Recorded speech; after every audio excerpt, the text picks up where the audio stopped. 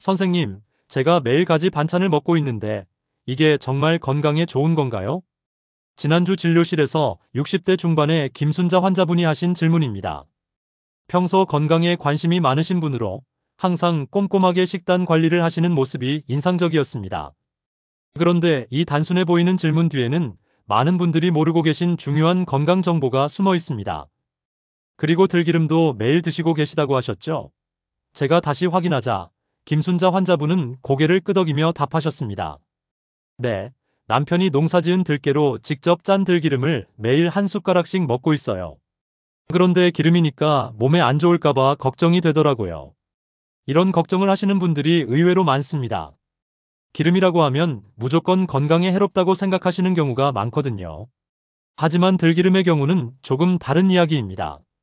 오늘은 이 두 가지 식재료, 가지와 들기름이 우리 몸에서 어떤 역할을 하는지, 특히 암 예방과 관련해서 어떤 도움을 줄 수 있는지에 대해 자세히 말씀드리려고 합니다. 김순자님은 3년 전 유방암 수술을 받으신 후 재발 방지를 위해 식단 관리에 특별히 신경을 쓰고 계신 분입니다. 항암 치료를 마친 후 정기 검진을 받으러 오실 때마다 어떤 음식을 먹어야 하는지 궁금해 하셨습니다. 선생님, 인터넷에서 보니까 가지가 암에 좋다고 하던데 정말인가요? 그리고 들기름도 좋다고 하고요. 처음에는 반신반의하시는 표정이셨습니다. 그도 그럴 것이 평소 우리가 흔히 먹는 가지와 들기름이 암 예방에 도움이 된다는 말이 쉽게 믿어지지 않으셨을 테니까요.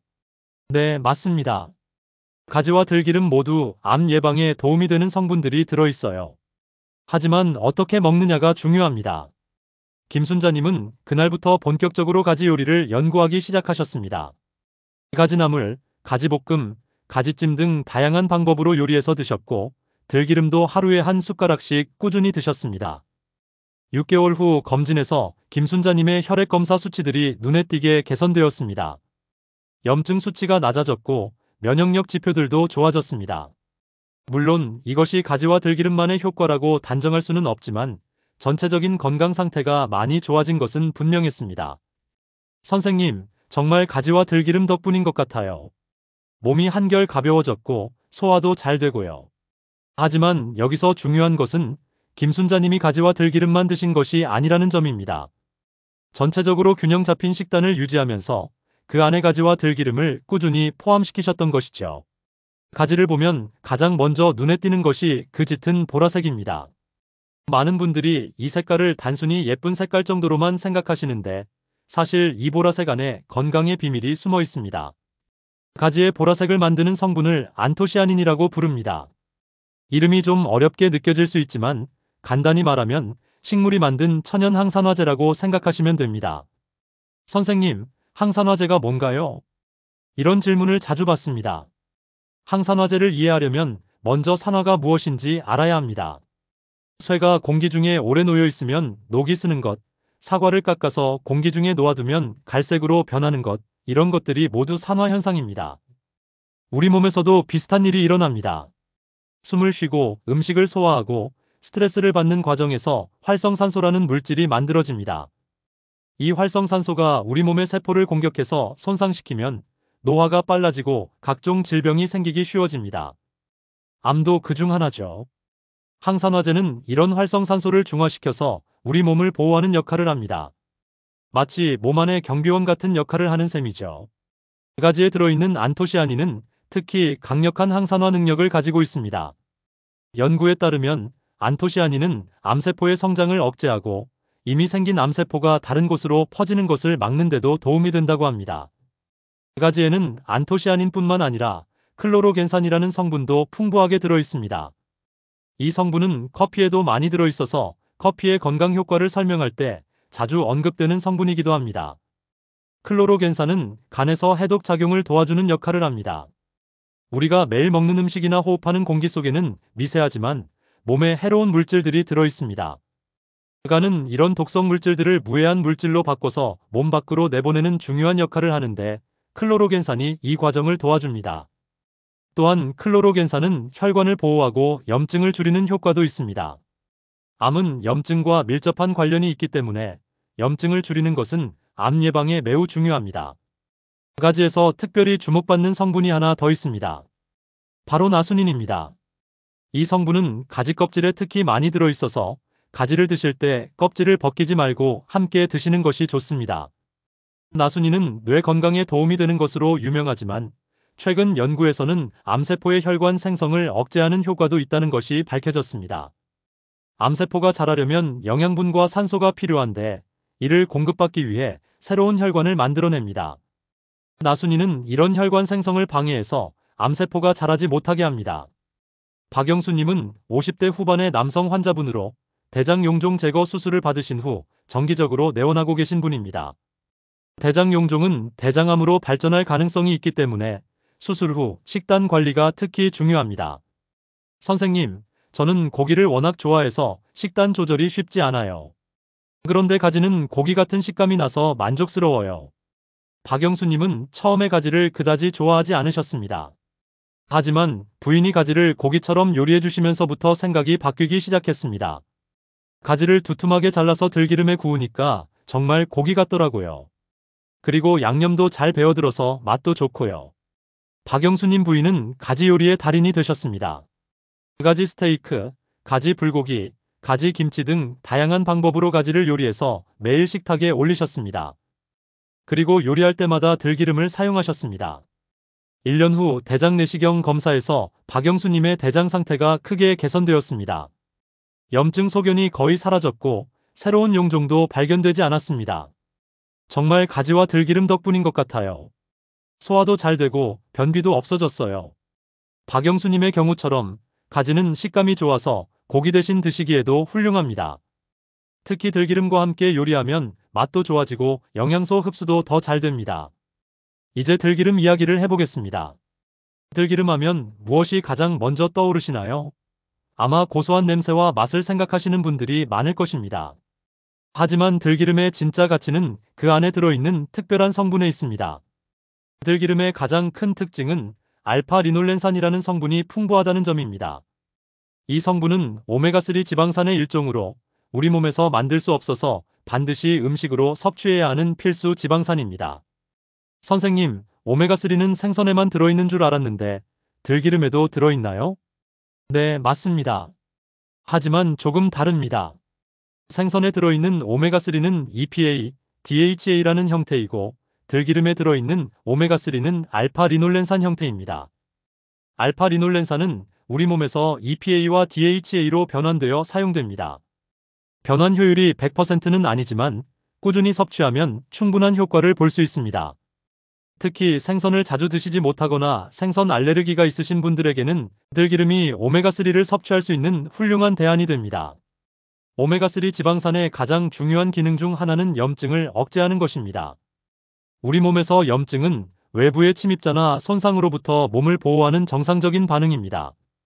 하지만 염증이 지속되면 오히려 우리 몸에 해로워집니다. 만성 염증은 암, 심장질환, 당뇨병, 알츠하이머 등 많은 질병의 원인이 됩니다. 특히 암의 경우 염증이 암세포의 성장과 전이를 촉진시킨다는 것이 여러 연구를 통해 밝혀졌습니다. 들기름에 들어있는 알파-리놀렌산은 우리 몸의 염증 반응을 조절해서 만성 염증을 줄이는 데 도움이 됩니다. 이는 곧 암 예방에도 도움이 되는 것이죠. 들기름의 또 다른 중요한 역할은 면역 체계를 강화하는 것입니다. 우리 몸의 면역 체계는 외부 침입자뿐만 아니라 비정상적으로 변한 세포, 즉 암세포도 감시하고 제거하는 역할을 합니다. 오메가3 지방산은 면역세포의 기능을 향상시켜서 암세포를 더 효과적으로 찾아내고 제거할 수 있도록 도와줍니다.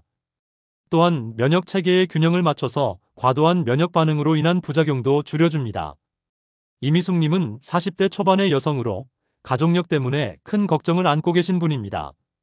어머니와 언니 모두 유방암을 앓으셨고 본인도 정기검진에서 고위험군으로 분류되었습니다. 선생님, 저도 언젠가는 유방암에 걸릴까봐 너무 무서워요. 뭐라도 할 수 있는 일이 있다면 다 해보고 싶어요. 이미숙님의 절실한 마음이 전해졌습니다. 유전적 요인은 바꿀 수 없지만 생활 습관을 통해 위험도를 낮출 수 있다고 설명드렸습니다. 가지와 들기름을 꾸준히 드시는 것도 도움이 될 거예요. 하지만 그것만으로는 부족하고 전체적인 생활 습관 개선이 필요합니다. 이미숙님은 그날부터 식생활 개선에 적극적으로 나서셨습니다. 매일 가지 요리를 한 가지씩 만들어 드셨고 들기름도 하루에 한 숟가락씩 드셨습니다. 또한 규칙적인 운동도 시작하셨습니다. 2년 후 이미숙님의 유방 MRI 검사에서 놀라운 결과가 나왔습니다. 이전에 보였던 의심스러운 부위들이 대부분 정상으로 돌아온 것입니다. 선생님, 정말 가지와 들기름 덕분인 것 같아요. 그리고 전체적으로 몸이 많이 건강해진 느낌이에요. 물론 이것이 가지와 들기름만의 효과라고 할 수는 없습니다. 규칙적인 운동, 체중 조절, 스트레스 관리 등 종합적인 노력의 결과겠죠. 하지만 가지와 들기름이 그 과정에서 중요한 역할을 했을 것이라고 생각합니다. 여기서 중요한 포인트가 하나 있습니다. 가지와 들기름을 따로따로 드시는 것보다 함께 드시는 것이 더 효과적이라는 점입니다. 가지에 들어있는 많은 영양소들, 특히 안토시아닌과 나수닌 같은 항산화 성분들은 기름과 함께 섭취했을 때 흡수가 더 잘 됩니다. 이는 마치 비타민 A, D, E, K 같은 지용성 비타민들이 기름과 함께 섭취해야 흡수가 잘 되는 것과 같은 원리입니다. 들기름의 좋은 지방산들과 가지의 항산화 성분들이 우리 몸에 더 잘 흡수되도록 도와주는 역할을 하는 것이죠. 가지의 항산화 성분들과 들기름의 오메가3 지방산은 서로 다른 방식으로 염증을 억제합니다. 가지는 주로 활성산소를 중화시켜서 염증을 예방하고 들기름은 염증 반응 자체를 조절해서 염증을 줄입니다. 이 두 가지 효과가 함께 작용하면 단독으로 작용할 때보다 훨씬 강력한 항염 효과를 낼 수 있습니다.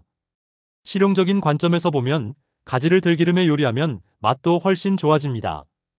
가지는 기름을 잘 흡수하는 특성이 있어서 들기름의 고소한 맛이 잘 배어듭니다. 맛이 좋아야 지속적으로 드실 수 있고 지속적으로 드셔야 건강 효과를 볼 수 있습니다.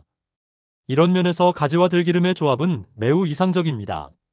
가지를 선택할 때는 몇 가지 포인트를 확인해 보세요. 먼저 껍질이 윤기가 나고 상처가 없는 것을 고르세요. 가지의 좋은 성분들은 대부분 껍질에 들어있기 때문에 껍질 상태가 중요합니다. 만져보았을 때 단단하고 탄력이 있는 것이 신선한 가지입니다. 너무 크지 않은 것이 씨가 적고 맛도 좋습니다. 보관할 때는 냉장고에 넣어두시되 비닐봉지에 넣어서 수분이 날아가지 않도록 해주세요. 가지는 수분이 많은 채소라 금방 시들기 때문입니다. 들기름을 고를 때 가장 중요한 것은 신선도입니다. 들기름은 산화되기 쉬운 기름이기 때문에 제조일자를 확인해서 가능한 한 최근에 만들어진 것을 선택하세요. 색깔은 연한 황금색을 띠는 것이 좋고 냄새를 맡아보았을 때 고소한 냄새가 나야 합니다. 만약 신맛이나 쓴맛이 난다면 산화된 것이므로 사용하지 마세요. 보관할 때는 직사광선을 피하고 서늘한 곳에 보관하세요. 개봉 후에는 냉장고에 보관하시고 가능한 한 빨리 드시는 것이 좋습니다. 가지는 특별한 제한이 없습니다. 매일 한 개 정도 드시면 충분한 영양소를 섭취할 수 있습니다. 다만 가지는 차가운 성질의 음식으로 여겨지므로 몸이 찬 분들은 적당량만 드시는 것이 좋습니다. 들기름은 하루에 1에서 2티스푼 정도가 적당합니다. 기름이기 때문에 칼로리가 높으므로 너무 많이 드시면 체중 증가의 원인이 될 수 있습니다. 가지를 요리할 때 가장 중요한 것은 쓴맛을 제거하는 것입니다. 가지를 썬 후 소금을 뿌려서 30분 정도 두었다가 물로 헹궈주면 쓴맛이 많이 줄어듭니다. 들기름에 가지를 볶을 때는 중간 불에서 천천히 익혀주세요. 너무 센 불에서 요리하면 가지가 타기 쉽고 들기름의 좋은 성분들도 파괴될 수 있습니다. 가지나물을 만들 때는 가지를 쪄서 찢은 후 들기름, 마늘, 파 등으로 양념해주면 됩니다. 간단하면서도 영양가 높은 반찬이 완성됩니다. 들기름은 열에 약하기 때문에 높은 온도에서 오래 가열하지 않는 것이 좋습니다. 나물 무칠 때나 샐러드 드레싱으로 사용하는 것이 가장 좋습니다. 볶음 요리에 사용할 때는 마지막에 넣어서 살짝 볶거나 불을 끄고 예열로 익혀주세요. 이렇게 하면 들기름의 영양소를 최대한 보존할 수 있습니다. 매일 아침 공복에 들기름 한 티스푼을 그냥 드시는 것도 좋은 방법입니다. 처음에는 느끼할 수 있지만 익숙해지면 고소한 맛을 즐길 수 있습니다. 마지막으로 소개해드릴 사례는 60대 초반의 정광수님입니다. 정광수님은 전립선암 초기 진단을 받으신 후 수술 대신 적극적인 생활습관 개선을 통해 경과를 지켜보기로 하신 분입니다. 선생님, 수술이 무서워서요. 다른 방법은 없을까요? 전립선암 초기의 경우 진행이 매우 느리기 때문에 적극적 감시라는 방법을 선택할 수 있습니다. 정기적으로 검사를 받으면서 생활 습관을 개선해서 암의 진행을 늦추거나 멈추게 하는 방법입니다. 정광수님은 이 방법을 선택하셨고 식단 개선의 일환으로 가지와 들기름을 꾸준히 드시기 시작했습니다. 매일 아침마다 부인이 가지나물을 해줘요. 들기름으로 무쳐서요. 그리고 저녁에는 가지볶음이나 가지찜을 드시고요. 정광수님 부인도 남편의 건강을 위해 가지 요리 전문가가 되셨습니다. 인터넷에서 가지 요리법을 찾아보시고 요리책도 사서 연구하셨습니다. 1년 반 후 PSA 수치 검사에서 놀라운 결과가 나왔습니다. 처음 진단받았을 때보다 PSA 수치가 절반 이하로 떨어진 것입니다. 조직 검사에서도 암세포의 활성도가 현저히 낮아졌습니다. 정말 신기해요.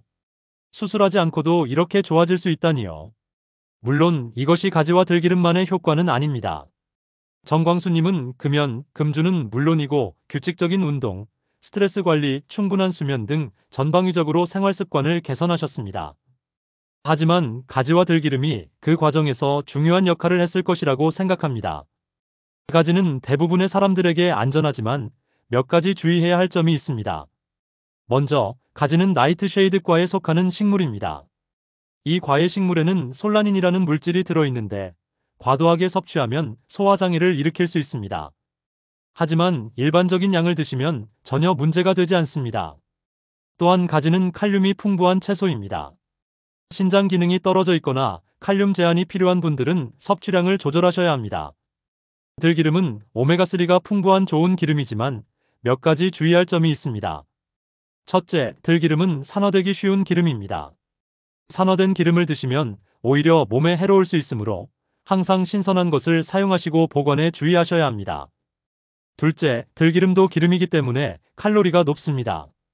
과도하게 드시면 체중 증가의 원인이 될 수 있으므로 적정량을 지키는 것이 중요합니다. 셋째, 혈액 응고 억제제를 복용하시는 분들은 들기름 섭취 전에 의사와 상담하시기 바랍니다. 오메가3는 혈액 응고를 억제하는 효과가 있어서 약물과 상호작용할 수 있습니다. 가지와 들기름만으로도 충분한 효과를 볼 수 있지만 다른 항암 식품들과 함께 드시면 더욱 좋은 효과를 기대할 수 있습니다. 마늘과 양파에는 알리신이라는 황화합물이 들어있어서 강력한 항암 효과가 있습니다. 가지 요리에 마늘과 양파를 함께 넣으면 맛도 좋아지고 건강 효과도 배가 됩니다. 토마토에 들어있는 라이코펜도 강력한 항산화 성분입니다. 가지와 토마토를 함께 요리한 지중해식 라따뚜이 같은 요리는 맛과 영양을 동시에 잡을 수 있는 훌륭한 선택입니다. 브로콜리와 양배추에는 설포라판이라는 성분이 들어있어서 간의 해독 기능을 도와줍니다. 가지와 함께 다양한 색깔의 채소를 드시면 서로 다른 항암 성분들이 상호작용해서 더 큰 효과를 낼 수 있습니다. 지금까지 환자분들의 사례를 중심으로 말씀드렸지만 이런 효과들이 과학적으로도 입증되어 있는지 궁금하실 것입니다.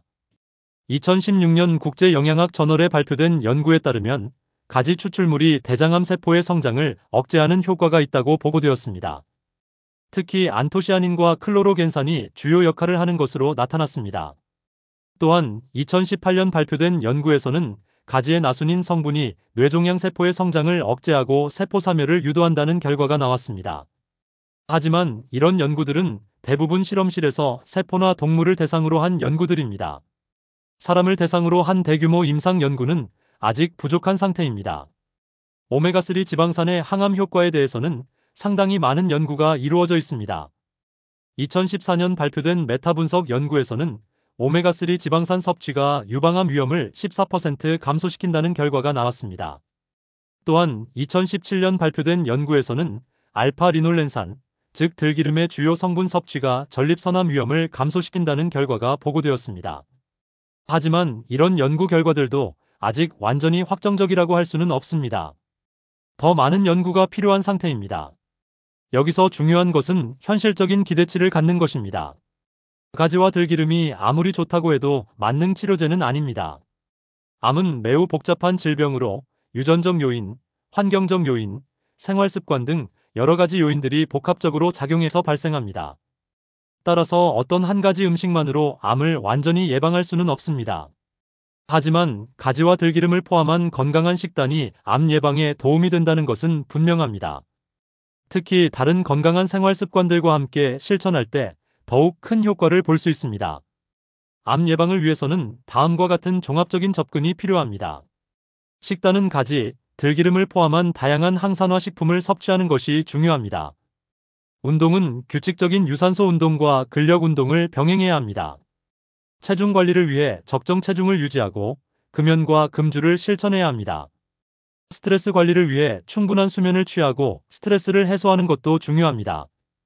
그리고 조기 발견을 위한 정기적인 건강 검진도 빼놓을 수 없습니다. 이 모든 요소들이 함께 작용할 때 비로소 암 예방에 의미 있는 효과를 볼 수 있습니다. 모든 사람이 같은 반응을 보이는 것은 아닙니다. 앞서 소개해드린 환자분들도 각자 다른 조건에서 다른 결과를 보이셨습니다. 예를 들어 소화기가 약한 분들은 가지를 너무 많이 드시면 소화불량을 일으킬 수 있습니다. 이런 경우에는 양을 줄이거나 요리 방법을 바꿔서 드시는 것이 좋습니다. 또한 특정 질환이 있으신 분들은 의사와 상담 후에 드시는 것이 안전합니다. 예를 들어 담석증이 있는 분들은 기름 섭취를 제한해야 할 수도 있습니다. 갑자기 식단을 완전히 바꾸는 것보다는 점진적으로 변화시키는 것이 좋습니다. 처음에는 일주일에 2에서 3번 정도 가지 요리를 드시고 익숙해지면 점차 늘려가시는 것을 추천합니다. 들기름도 마찬가지로 처음에는 적은 양부터 시작해서 점차 늘려가시면 됩니다. 갑자기 많은 양을 드시면 소화장애를 일으킬 수 있습니다. 지금까지 가지와 들기름의 항암 효과에 대해 자세히 말씀드렸습니다. 환자분들의 사례를 통해 실제로 이런 식품들이 건강 개선에 도움이 될 수 있다는 것을 보여드렸습니다. 하지만 가장 중요한 것은 이런 정보를 바탕으로 실제 행동으로 옮기는 것입니다. 아무리 좋은 정보라도 실천하지 않으면 아무 의미가 없습니다. 큰 변화를 한 번에 시도하기보다는 작은 변화부터 시작하시기 바랍니다. 예를 들어 이번 주부터 가지 요리를 하나씩 배워보거나 매일 아침 들기름 한 티스푼을 드시거나 외식할 때도 가지 메뉴가 있는지 찾아보는 것부터 시작할 수 있습니다. 이런 작은 실천들이 모여서 큰 변화를 만들어냅니다.